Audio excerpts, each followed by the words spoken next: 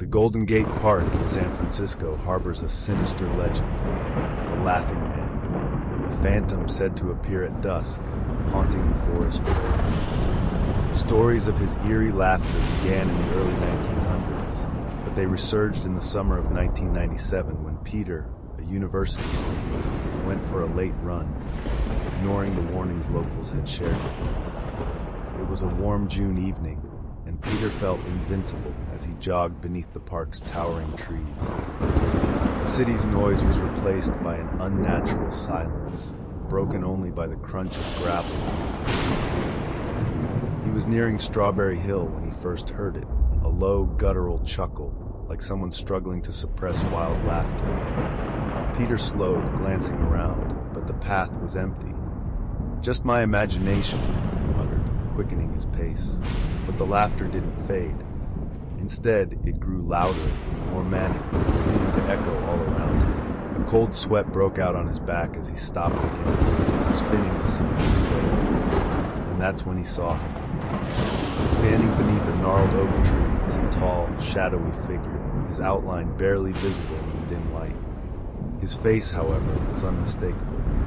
The wide, unearthly grin stretched from ear to ear, teeth glinting unnaturally bright.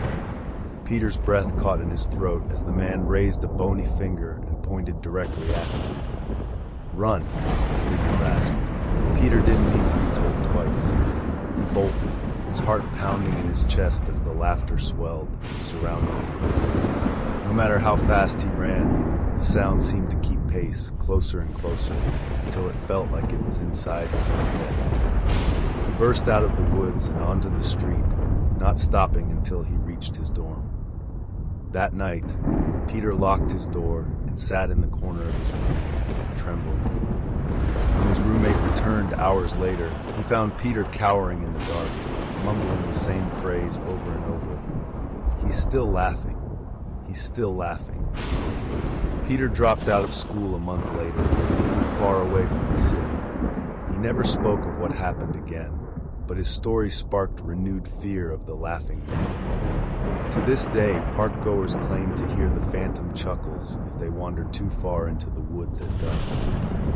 Some believe the Laughing Man feeds on fear, drawing closer to those who stay too long, his laughter marking them for his next hunt. And if you hear him laugh, they say you should run before he whispers in your ear. Route 375, Nevada, also known as the Extraterrestrial Highway, is famous for UFO sightings. One legend stands out, the red-eyed hitchhiker. On July 7, 2015, a truck driver named Leo was hauling cargo late at night when he saw a man standing on the roadside, thumbing for a ride. Against his better judgment, Leo stopped. The man climbed into the truck without a word, his face obscured by a hood. As the truck rolled on, Leo noticed something strange in the rearview mirror. His passenger's reflection wasn't here. Glowing red eyes pierced through the darkness, staring straight at him. Panicking, Leo tried to pull over, but the hitchhiker whispered, "Keep driving." The truck veered off the road, crashing into the desert. Emergency responders found Leo unconscious, muttering about red eyes and cold hands. His dashboard camera recorded the entire drive, but the passenger never appeared in the footage. To this day, drivers on Route 375 report eerie encounters with a red-eyed figure who vanished and suddenly disappears. During Mardi Gras in 1972, a traveling carnival mysteriously appeared on the outskirts of New Orleans. Advertised as the Carnival of Delights, it drew massive crowds on its opening night. But by dawn, it was gone without a trace, leaving behind empty tents and a chilling rumor. None of the visitors returned. Amelia, a local reporter, decided to investigate. She found a hidden journal belonging to one of the missing, detailing eerie occurrences. Clowns with hollow eyes, a mirror maze that reflected fears, and a Ferris wheel that never stopped spinning. When Amelia ventured into the abandoned carnival grounds, the laughter of children echoed faintly. Then the music started, a haunting calliope tune froze her blood. A shadowy figure stepped out of the funhouse, its twisted smile. Her screams were the last sound anyone heard before the carnival vanished again. To this day, whispers claim it reappears every 50 years, inviting a new generation to play.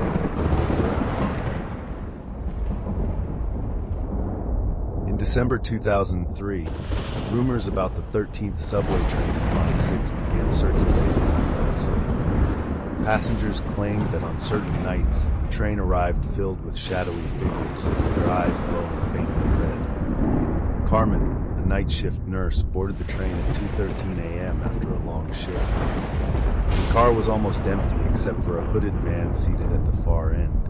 She felt uneasy, but exhaustion outweighed fear. Halfway through the ride, the lights flickered, and she noticed the hooded figure that moved closer. Trying to dismiss her paranoia, Carmen looked at her reflection in the window and froze. Behind her stood dozens of shadowy figures, their crimson eyes staring into her soul. A whisper filled the car. "You shouldn't have boarded this train." As the train screeched to a halt, Carmen ran out, only to find herself in a station that wasn't on any map. The train pulled away, leaving her stranded in darkness.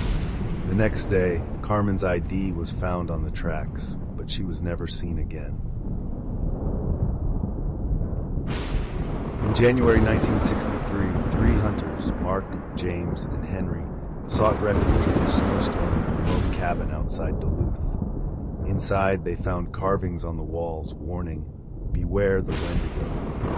They laughed off the warnings, but as night fell, strange howls pierced the air. Mark claimed he saw something move outside, a tall, emaciated figure with glowing eyes. That night, James disappeared. His bloody tracks led to the forest, vanishing mid-stride. Mark and Henry barricaded the door, but the howls grew louder and closer. The next morning, the cabin was found abandoned. The only clue, claw marks on the door, and a single word etched into the frosted wood. The cabin still stands, but no one dares enter. Locals claim the Wendigo waits, drawn to those who use their way.